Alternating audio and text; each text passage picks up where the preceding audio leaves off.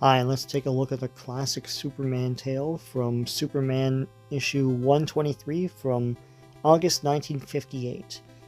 This is the first appearance of Supergirl, but not the Supergirl you know. This is a tryout appearance of Supergirl with a hyphen between Super and Girl. This was a tryout to see if audiences would like a Supergirl character in their Superman comics, and here's Supergirl helping Superman tow a giant train. The cover art is by Curt Swan and Stan K. This story is written by Otto Binder and penciled by Dick Sprang and inks by Stan K. Okay, this is the Three Magic Wishes, a big three-part story in one single issue of Superman 123.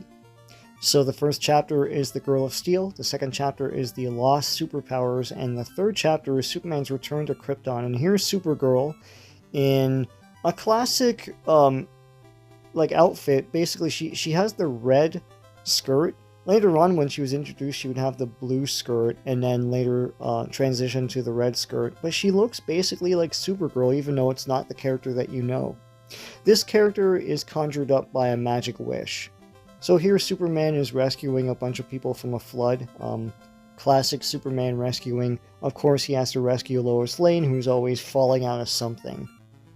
Superman later has to rescue an archaeologist who's trapped in an ancient cave, and the cave is filled with all these Native American artifacts, including this totem. The totem is supposed to grant 3 wishes. And so Jimmy Olsen's like, oh, I want to help my friend Superman. Superman needs help, fighting crime and rescuing and stuff. It would be good if he had a woman by his side or something. So he wishes for Supergirl, and here Supergirl is fully formed as basically the Supergirl that you are familiar with, but this one is just a magical entity. And so the totem's like, hearken, the last 3 wishes were granted a full century ago, thus it is time again. You are the first wish, Supergirl. Go and join Superman in the morrow. And she is like, I obey, Totem Spirit. So Superman is going to save this plane, and then Supergirl comes to help him out.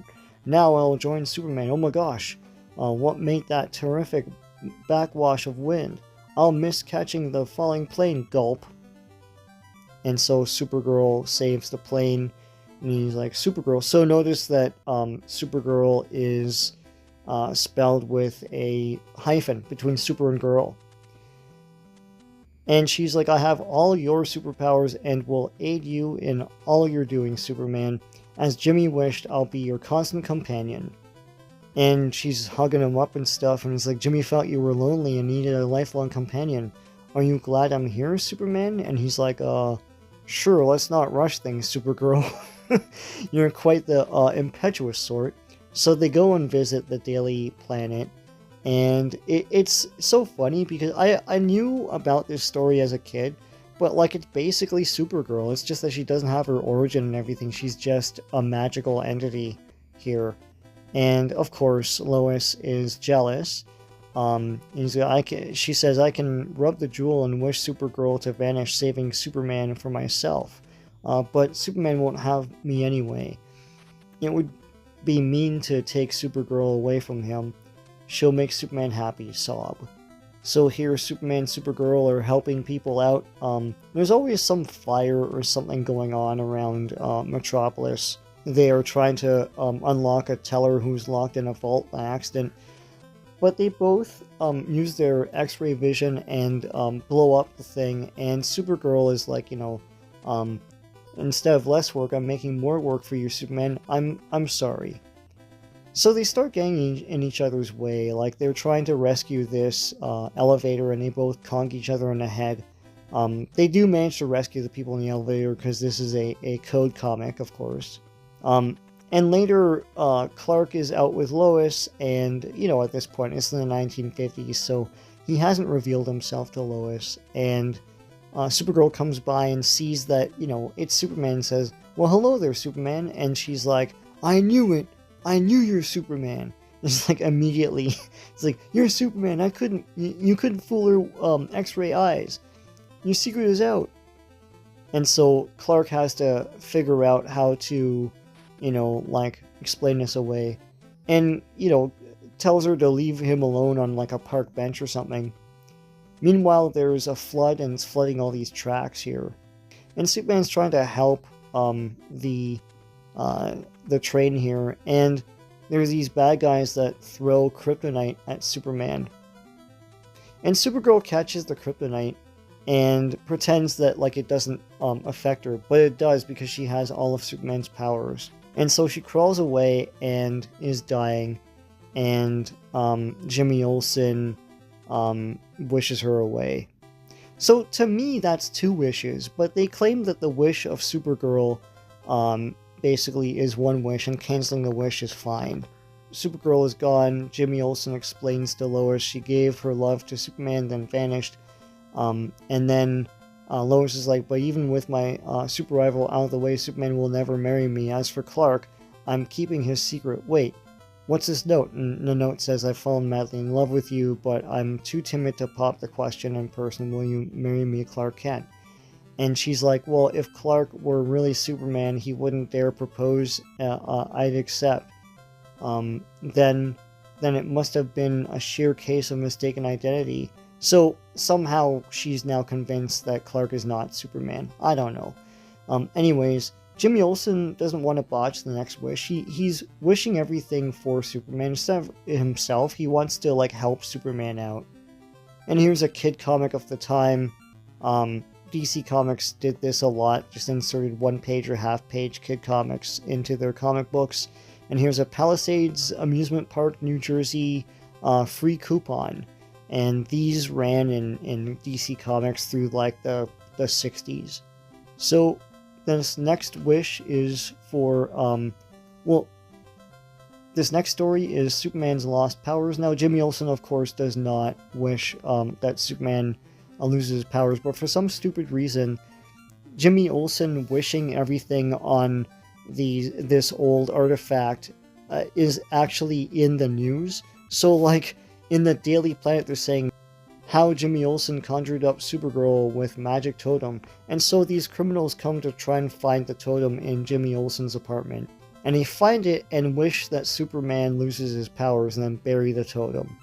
And so now Superman doesn't have powers. And he's stunned. He doesn't have any of his powers, and Jimmy Olsen doesn't have the totem. And so the crooks dress up as reporters and are going to demonstrate, Superman's prowess by shooting him.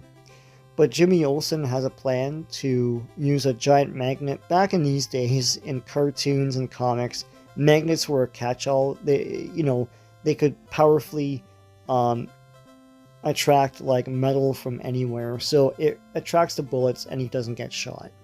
And Superman is pretending to fly with this glass shaft that would break easily. I don't know how Jimmy Olsen is even, like, lifting this thing, even with, like, torque. I don't get it. Anyways, they fake all of Superman's powers for everyone. So the criminals try to kill Superman. They think, okay, fine, he still has his powers. They try to kill him with kryptonite. The problem is that in pre-Crisis comics, kryptonite did not affect Kryptonians who did not have powers.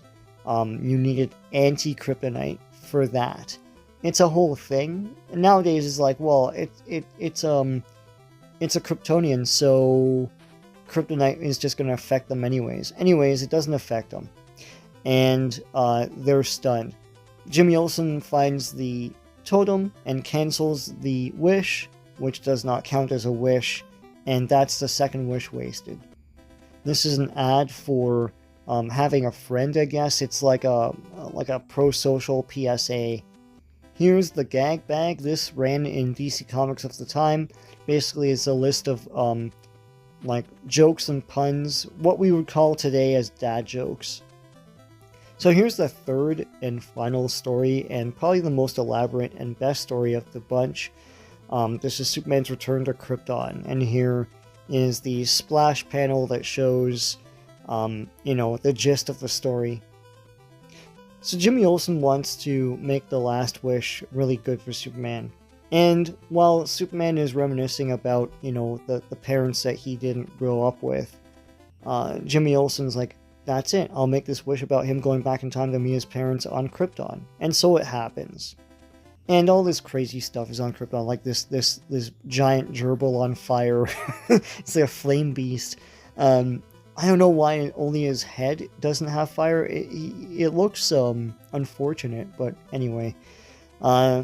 So everything that Superman remembers from, I guess, his toddlerhood is gone, because this is way when his mother and father were younger. And he can't interact with them, he's a phantom.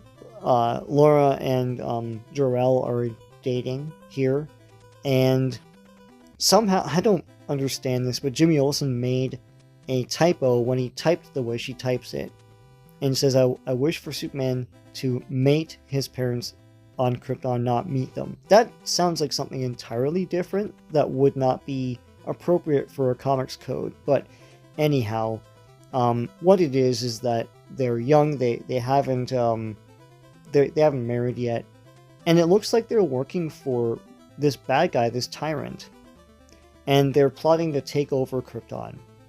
And they go down to this underground hideout, and the police come, and they try to arrest everybody, but it turns out that Jor-El and Laura are undercover, but they can't prove it, so they all get arrested.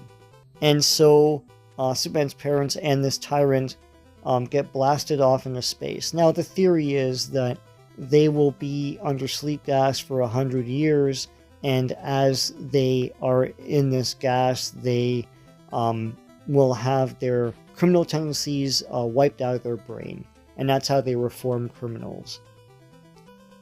But as it goes into space, something goes wrong.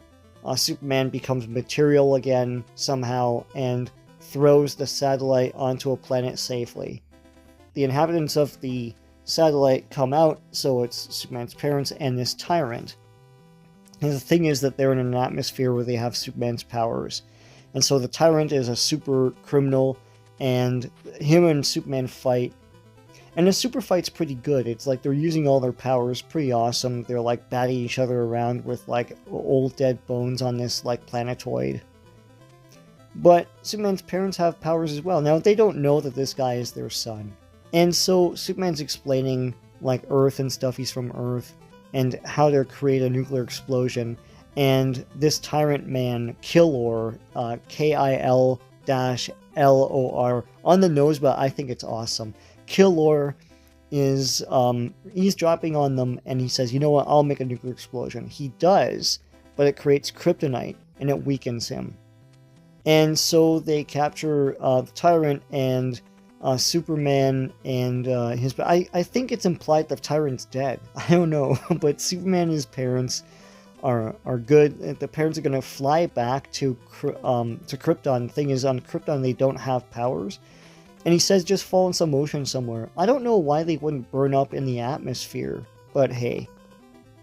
So that's that. The mother kisses Superman almost inappropriately there, and they fly off. I hope that if we have a son, he'll be like you, kind of thing, right? So Superman comes back to present day 1958 Earth, and that's it for the totem. I can't do any more wishes, and Jimmy Olsen wasted them all on Superman, and that's the story. Pretty cool stuff. I think this kind of story is fun. This was basically what Superman comics were back in these days under the editor Mort Weisinger. And here are ads of the time. Daisy air rifles for your birthday. Yeah, you know, violent gun weapons were all the rage with kids. And here are all the prizes you can get on the back of comics. I don't know who all mailed away for all this stuff. And that's it for Superman number 123, the first appearance of Tryout Supergirl, before they were to introduce Supergirl canonically. I hope you like going through this with me. If you like this video, please give a like. Please subscribe to this channel if you haven't already. Lots of great comic book stuff in this channel, so till next time, take care.